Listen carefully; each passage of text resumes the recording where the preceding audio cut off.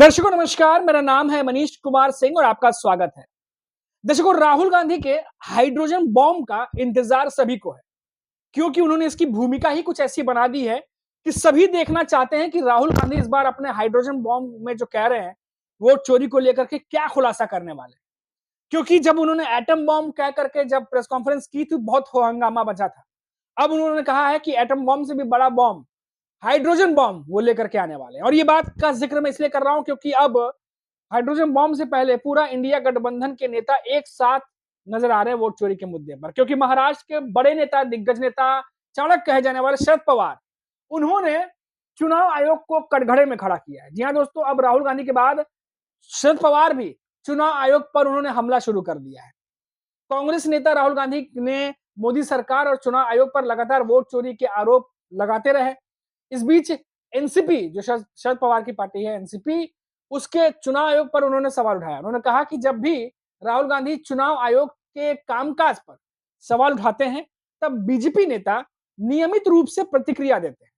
इससे चुनाव आयोग के प्रति अविश्वास बढ़ता है। देखिए दोस्तों, यही बात काफी समय से हो रही थी और कांग्रेस के नेता भी यही बात कह रहे थे कि जब सवाल चुनाव आयोग से किया जाता है तो बीजेपी के नेता, वो भी छोटे मोटे नेता नहीं, सीएम लेवल के नेता बयान देने लगते हैं, चुनाव आयोग का बचाव करने लगते हैं, कांग्रेस के उठाए सवालों पर वो जवाब देने लगते हैं। अब वही बात यहां पर शरद पवार भी कहते नजर आ रहे हैं। वो शरद पवार जिनके बयान कभी बीजेपी की तरफ फेवर में रहते हैं, कभी बीजेपी को कटघरे में खड़ा करते हैं। अभी कुछ दिनों पहले तक उनके कुछ ऐसे बयान थे जिससे लगा था कि शायद सालों की जमी बर्फ फिर से पिघलने लगी है, लेकिन अभी देखिए वापस से उन्होंने बीजेपी पे हमला बोला है। लेकिन बात तो सही है कि अगर सवाल चुनाव आयोग से पूछा जा रहा है तो बीजेपी के नेता क्यों जवाब देने उतर रहा है। और वही बात शरद पवार कह रहे हैं कि इससे अविश्वास बढ़ता है। शरद पवार यही नहीं रुके, उन्होंने कहा कि लोकसभा में विपक्ष के नेता राहुल गांधी ने जब संसद में यह मुद्दा उठाया तो संबंधित संस्था को इसका संज्ञान लेना चाहिए था।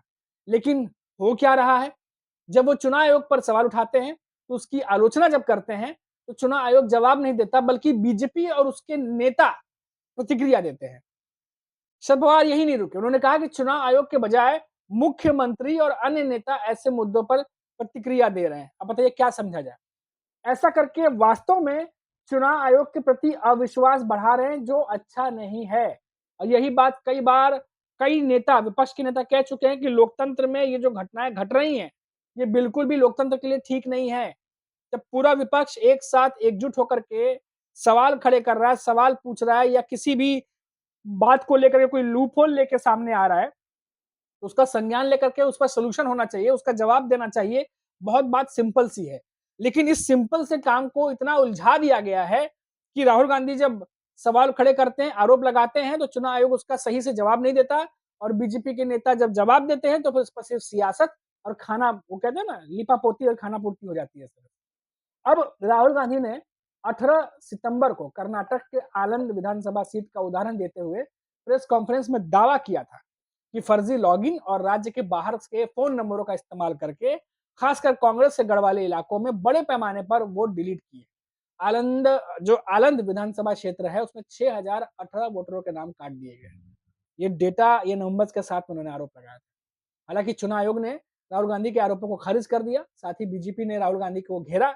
बीजेपी ने राष्ट्रीय महासचिव तरुण, जो है, उन्होंने कहा कि विदेशी टूल के तहत भारत भारतीयता को और लोकतांत्रिक संस्थानों को बदनाम करने के लिए कांग्रेस और उसकी जो सरगना है, जो तमाम नेता हैं, वो इस तरह के अभियान चला रहे हैं। झूठा अभियान, झूठा करके करार दिया उन्होंने। अब दोस्तों, यहां पर सवाल ये उठता है कि जब चीजें झूठी हैं, राहुल गांधी के आरोप अगर झूठे हैं, तो उसको तथ्यों के आधार पर उसको निष्क्रिय किया जा सकता था। अगर राहुल गांधी आंकड़े लेके आ रहे हैं, नंबर्स लेके आ रहे हैं कि ये नंबर इस्तेमाल किए गए, इन नंबरों से डिलीट किए गए, ये वोटर हटाए गए, तो इसका काउंटर अटैक भी तो हो सकता है ना, सबूतों के साथ में, जो चुनाव आयोग दे, चुनाव आयोग के अधिकारी दें कि भाई देखिए जो आरोप लगाए गए हैं, ये रहे नंबर, इस तरह से पूरी क्लीन एक तरीके से प्रेस कॉन्फ्रेंस हो सकती है। लेकिन ऐसा कुछ भी नहीं हुआ और इसी वजह से अब शरद पवार ने अपनी चुप्पी तोड़ी है और उन्होंने कहा है कि जब राहुल गांधी सवाल चुनाव आयोग से पूछ रहे हैं तो बीजेपी के नेता क्यों जवाब दे रहे हैं।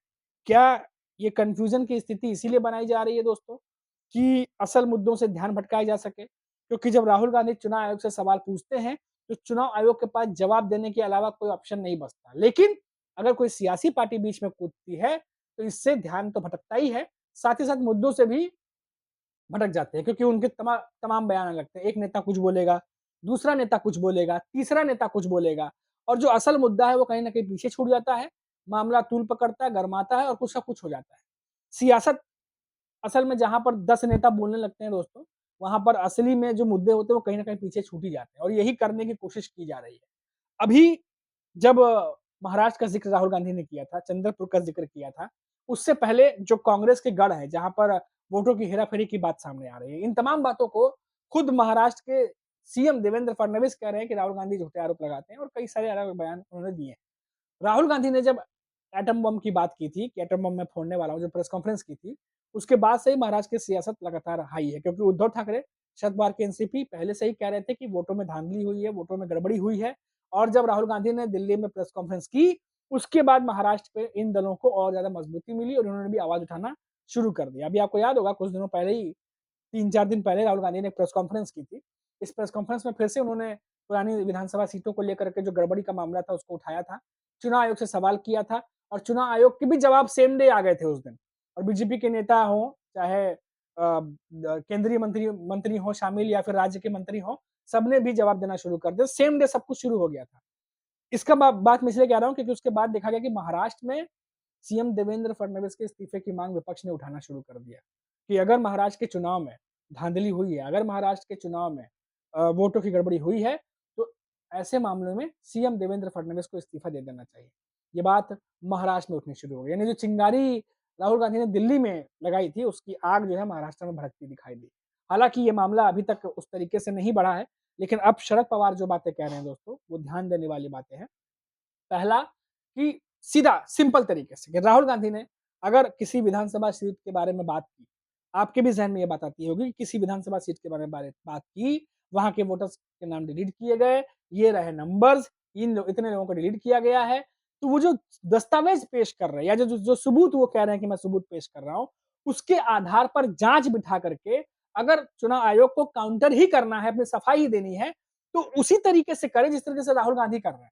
वो डाटा दिखाए, वो दस्तावेज दिखाए, वहाँ पर जाँच बिठाए, अधिकारियों को बिठाए, एक साझा प्रेस कॉन्फ्रेंस करे, उसका कुछ जो डिटेलिंग है वो विपक्षी पार्टियों के साथ शेयर करे, लेकिन ऐसा कुछ भी नहीं हो रहा है। जो माँगा गया था, जो बीच में खबर आई थी कि वहाँ पे कुछ जाँच एजेंसियाँ थी, उन्होंने कुछ डिटेल माँगी थी चुनाव आयोग से, राहुल गांधी ने बताया कि वो भी नहीं दिया गया उन एजेंसियों को और ना ही हमें दिया जा रहा है। तो ये तो पहले ही शक पैदा करने वाली बात हो जाती है कि जब डिटेल माँगी जा रही है, जाँच एजेंसियाँ माँग रही हैं, तो उनको क्यों नहीं दे सकते आप? क्योंकि जब राहुल गांधी माँग रहे थे, तब ज्ञानेश कुमार कहते हैं कि सीसीटीवी फुटेज कैसे दे दें? माँ-बहनों की फ़ोटो है उसमें, कैसे साझा कर दें पब्लिकली? लेकिन जाँच एजेंसियाँ अगर माँग रही हैं, वो देखना चाहती हैं, तो आप उनको तो दे सकते हैं ना, अगर ये ऐसी बातें हैं तो। पर उन्हें भी नहीं दिया जा रहा, बहुत सारी चीज़ें, ऐसी खबरें आ रही हैं। तो ऐसे में लगातार सवाल ये उठ रहा है कि क्या वाक़ई में चुनाव आयोग कुछ छुपाने की कोशिश कर रहा है?